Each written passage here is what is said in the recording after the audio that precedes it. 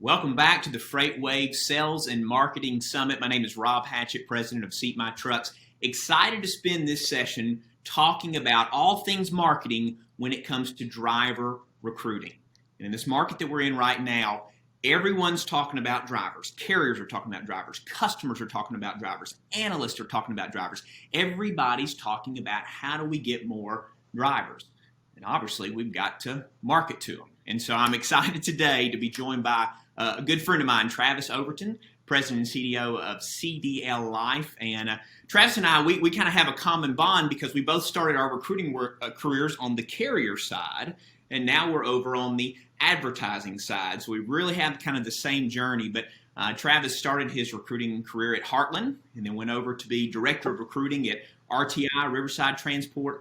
And for the past 4 years, he has been President and CEO of CDL Life that has the largest social media following of drivers in the industry. And that has allowed them to become certainly one of the leaders when it comes to driver recruitment and marketing. And Travis, one of the things we talked about is this conversation we get to have today. It's a conversation you and I have had at conferences and on the phone and at restaurants together. And so now we just get to invite everybody else into our conversation. Yeah, thanks for being here. Rob, this is driver recruitment today right now is very, very challenging, and I'm glad to have the conversation with you.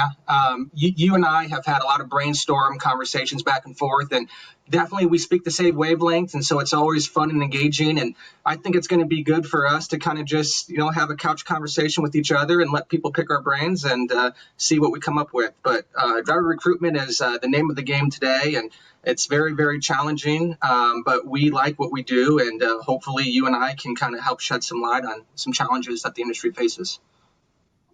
Yeah, let's kind of lay some groundwork. So obviously 2020 COVID, crazy year, but where are we right now? Would you say in January 2021, 3 weeks into the new year, are we flat with last year? Has the demand for drivers grown? And of course, in our area, we see demand based on how much money carriers are spending on marketing. So what do you see after these first 3 weeks of 2020? Yeah, no, it's for me personally. I've been watching the trends very, very closely because a lot of the revenue that our company makes is lead generation, right? So it's one of those things where the demand is stronger than what I've ever seen it. And it's so funny. I think I've been in the industry for over a decade, and ever since I entered the industry, the buzzword was driver shortage. I mean, everybody's talked about driver shortage for 10 plus years. And so we all get desensitized towards it. You hear driver shortage, driver shortage, driver shortage. Everybody's trying to do that next best thing. Today, I would actually say that the sense of urgency, not just for today, but what's going to happen in the years to come, driver shortage right now is to whereas before it was more cliche, now I feel like it is pain point. The reality is here. What the industry has preached for 10 years, it's here. And because of that, in terms of, I don't think it slows down anytime soon. And if you're an executive for a trucking company and you're trying to figure out what to do to separate yourselves from the pack, hopefully you and I can talk about some things today that will help, drive that conversation forward. But essentially, people are just spending a lot of money to advertise, and it's like they're throwing spaghetti against the wall, hoping stuff sticks. And the strategy just, it's unfortunate that I see some of the strategies that I see taking place in the industry right now. And so it's one of those things to fix. So let's do it. Let's put our carrier hat back on. So let's go back in our previous lives. So I had my time at Covenant, your time at Heartland and Riverside. And so the typical carrier has a monthly recruiting budget. And so for our conversation today, let's say we got $10,000. And with that $10,000, we've got to generate applications and generate phone calls of drivers that are seeking employment. And so one of the questions we have when we go, okay, we've got a budget of $10,000. Now, how do we spend that? And there's kind of two main buckets that we could spend that in. Number one is lead generation. So I'm going to place this money and I expect leads or phone calls off of it. And the other one is branding, which we all know and believe in. It's the billboards that somebody drives by 10 and 12 times that it may not produce a lead today, but they're seeing the company over and over. And so the biggest question, not the biggest, but one of the questions for carriers is, how do I split that up between lead generation and branding? And so at the end of the day, I'm going to spend this $10,000 and I'm hoping to see 1,000 applications. That'd be about $10 each. Was that all lead gen? Is it a mix? So when you think lead generation and branding, what do you see with carriers, and what is your preference on the amount specifically that goes to branding? Yeah, good question. And this is one that I wish that there was a silver bullet. I wish this question, everybody had a playbook that if you did this, X, Y, and Z would be the end goal that you see from it. The reality of this question here is one that when we talk to decision makers early on in the process, trucking companies, and you know this, Rob, they have limited money that they can spend getting drivers in the door. If companies had unlimited resources, they would just triple, quadruple their budget, and that's just not a reality. And because companies know that they have to get drivers in the door, I see a shift to prioritize budget towards the transactional lead generation products in the industry that they can quantify. To your point, the $10 cost per lead. If I give you $1,000, I'm going to get 100 apps. That's $10 per lead. And so they want to put all their money in those type of products that, from the analytical mind, we can taste it, we can see it, we kind of know what's going on. Well, everybody's doing that. And when the industry as a whole, let's say the industry tomorrow doubled their budget. Well, there's no more drivers out there. It just, the industry artificially increased their cost per leads relative to everybody else because everybody's advertising double tomorrow doesn't mean there's more drivers tomorrow. And so because companies prioritize that lead generation dollar first, it makes it to where what happens, in my opinion, is their brand awareness dollars, like you talk about, it kind of sometimes takes a back seat. And I don't think it's the intent that it takes the back seat. I think what happens is that whether it's our company or our competitors or other companies in the industry, there's a lack of estimated ROI that a company can get when you put your money in brand awareness. It's a little tougher to track it. And so, but the reason we do brand awareness as an industry is because brand awareness over time should have a feedback loop to where you don't have to spend as much money on lead generation. And so it's kind of like a chicken or the egg thing where you don't want to put your money on brand awareness because you need the lead, but I can't tell you what the ROI of the brand awareness will be. So to answer your question, I would think that a healthy split would be 80-20, 80% lead generation, 20% brand awareness. Now, what product you do for brand awareness, that's a different conversation, where you put your money at. But yeah, that's one thing I was going to ask you, because you are the social media guru in the driver recruiting space. What do you consider social media? Is it lead generation? Is it branding? Is it a mixture of both? How do you look at that? It's brand awareness is the winner of brand awareness are always going to be the companies that are not afraid to experiment and get out in front of the trends, be a trendsetter. And what I've seen, let's talk about Facebook for 1 second. Facebook was going for a long time. You had hundreds of companies that created Facebook pages. They started putting money in Facebook. And now you see companies that they'll see other companies on Facebook and they'll say, oh, you know what? I've got to be on Facebook because everybody else is on Facebook. That's a conversation of, you're a little bit behind. You're reactive to what the other people are doing. So things today, like I'm going to throw an example out. I think today companies should come up with what's called brand ambassadors for their company. We all on the carrier side, and I'm sure you, when you were at Covenant, you know this. You've got a handful of drivers that are your premier drivers. That they're awesome. You would love to put your name behind them. Companies should theoretically, from a branding standpoint, pay those drivers, put a program behind those drivers, and create a brand ambassador. Create a separate Facebook page just for that driver. Create a separate YouTube page just for that driver. Put budget behind promoting that driver. Have that driver tell the picture of what it means to work for this company and leverage that for advertising.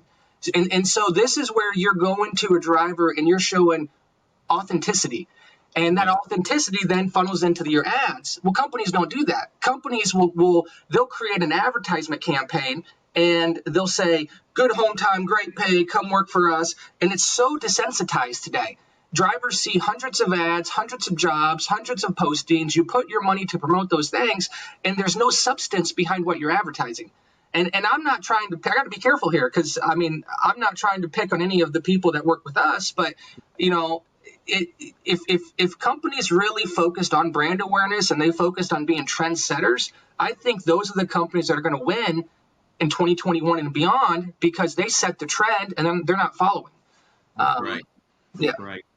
Hey, let's talk about some metrics because I know in this FreightWaves Summit, there's going to be all kinds of marketing metrics talked about. Again, putting our carrier hat back on, the main metrics that we look at a lot of times is, again, cost per lead. So my $10,000 produces 1,000 leads. That's $10 per lead. And then my cost per hire. So if I spent $10,000 and I get 20 hires off of it, $500 cost per hire. So, but those are the end results of the marketing. So my question for you is in your marketing, you're the one generating the leads. What are the main metrics that you're watching as you're placing ads on behalf of carriers to obviously get the best return for them?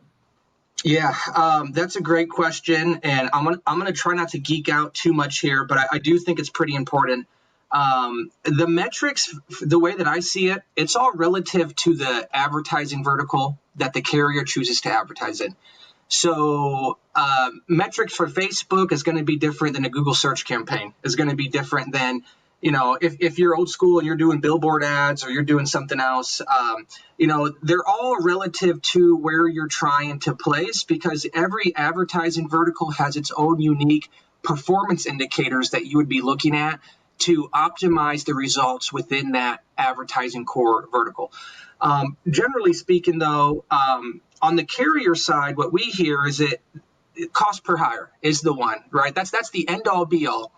Well, our industry kind of has a hard time of, there are people that know it really well, but in general, the industry has a hard time of doing the attribution of the hire back to the touch point where the advertising took place and back to all the dollars in advertising today. There are so many touch points that happen throughout the journey of a driver's life cycle that now it becomes a kind of a bad problem to try to figure out how to fairly allocate that KPI that we're talking about, cost per hire. For me, I'm on the advertiser side, so I honestly don't get a lot of good hire data. I don't see it as much as we would need to. And so on my side as an advertiser, I'm looking at cost per 1,000 impressions, cost per lead, the frequency at which we're showing the same ad to the same driver, how many duplicate apps are we getting in, the percentage of apps from the campaign that are unqualified, or do we have diminishing returns as budget scales? So a company could triple budget tomorrow, but if they triple budget, am I going to do as well with the new money as I did with the old money? So there's a lot of surface KPIs that I would look at.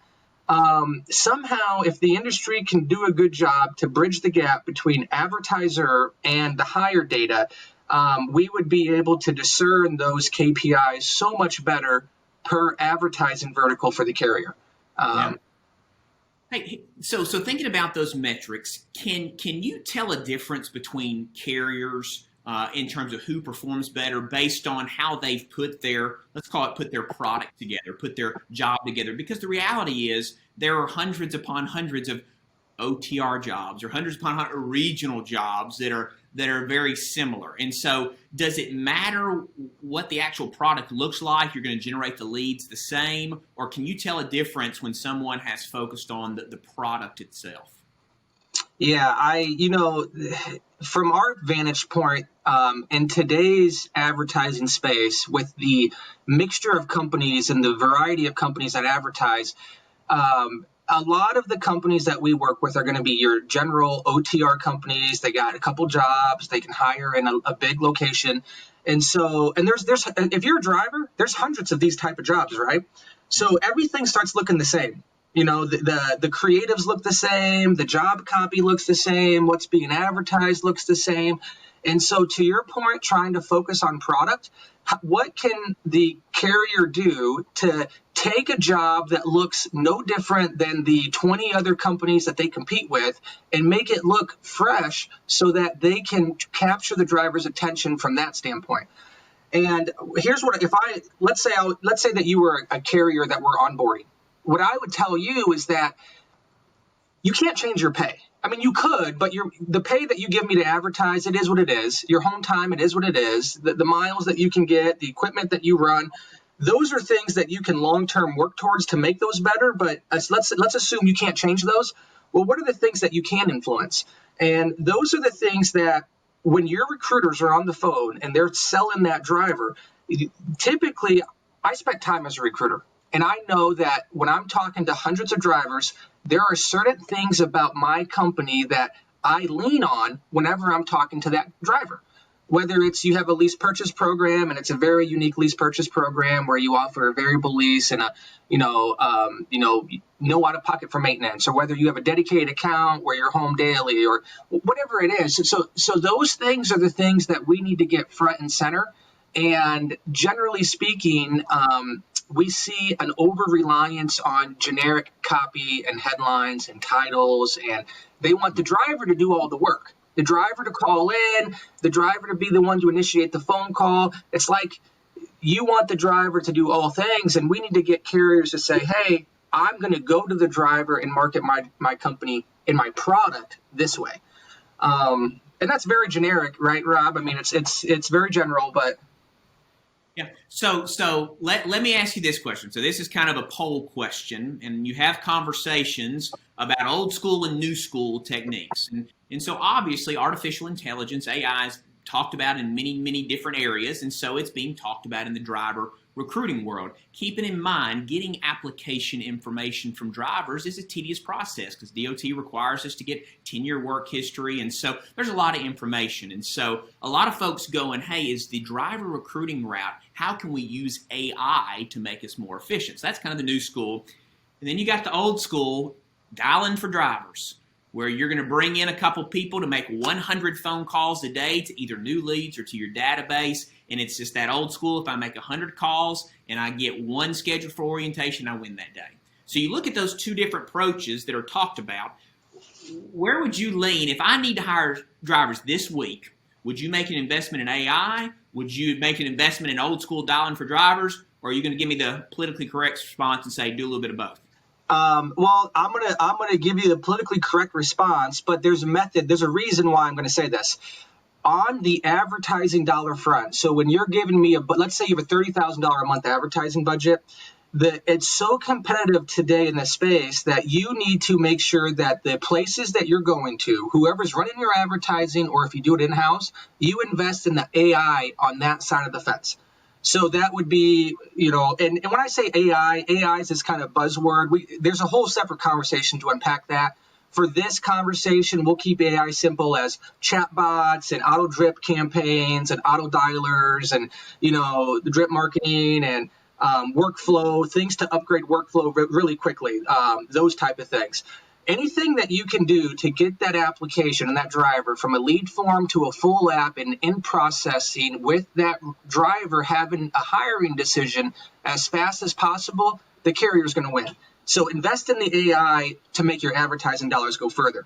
To your point, the old school manpower dialing for dollars, I'm no longer on the carrier side, and my company doesn't consult very often at all on the carrier side anymore. If I did, what I would say was invest in the money, having the manpower. There's no replacement for picking the phone up, having a human interaction, and talking to somebody. And the truth of the matter is that these carriers already are sitting on a gold mine. They already have tens of thousands of drivers in their database. They have hundreds upon hundreds of drivers that could be rehired. They have their own mousetrap, if you will. And so put the manpower into your company to work the leads that you already have. Go back in time and work them. Call your rehires. Put a special package together for your rehires. If your operations department knows that these 30 guys were great guys, maybe pay those guys more than what you're paying your current drivers because they're rehires and you know that you want them back type of deal. But pick up the phone and call them. So it's on both sides of the fence. You have to do it. That's great. So, Travis, one thing that you and I are both passionate about, and we're not going to talk about it today, but we want to mention it to plant the seed, is we've been talking today about marketing to current drivers mainly. But we as an industry have to figure out how to market to the next generation of drivers. And that's something that's been talked about for years. And the question continues to be, how do we market to people to make transportation as a whole more attractive? And who does that marketing? Is it carriers? Is it associations? But we all know, as we see this driver shortage, we have to, as an industry, market to people outside the industry that makes them want to become professional drivers. And so, not our conversation for today, but that's something that anybody in the industry, especially marketing professionals, we've all got to come together and go, how do we market to those that aren't here yet to make them choose to become professional drivers? That's the key to our long-term success. So I had to plant that seed at the very end. But Hey, man, I love having this conversation. We've done this many times, and thankful for FreightWaves being able to let us do it online. But always good talking to you. Yeah, absolutely, Rob. Thanks for having me. FreightWaves, thanks for hosting. Let's do it again here soon, Rob. All right, sounds good, bud. Thanks, everybody. Thanks, everybody.